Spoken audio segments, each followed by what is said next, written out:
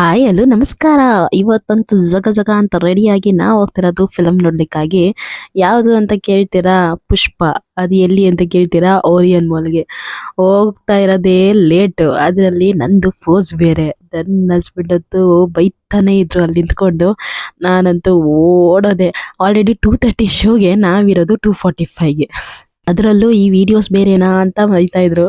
ನಾನಂತೂ ಓಡೋಗೆ, ನೋಡಿ ನಾವು ಹೋಗಿದ್ದು ಇಲ್ಲಿಗೆ. ಓಡೋಗಿ ಸೀಟ್ ಮೇಲೆ ಕೂತ್ಕೊಂಡಾಗ ನೋಡಿ ಆಲ್ರೆಡಿ ಈ ಸೀನ್ ನಡೀತಾ ಇತ್ತು, ಪುಷ್ಪ ಅಂತ.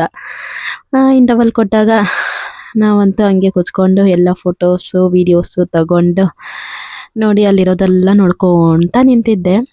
ಹಾಗೆ ನಮ್ಮ ಅಣ್ಣವ್ರು ಹೇಳಿದ ಮಾತೊಂದು ನೆನಪಾಗ್ತಾ ಇದೆ. ಇದೇನಂದರೆ, ಕಲಿಯೋಕೆ ಕೋಟಿ ಭಾಷೆ, ಆಡೋಕೆ ಒಂದೇ ಭಾಷೆ ಕನ್ನಡ ಕನ್ನಡ, ಕಸ್ತೂರಿ ಕನ್ನಡ. ಏನಂತೀರಾ? ಬಾಯ್ ಬಾಯ್.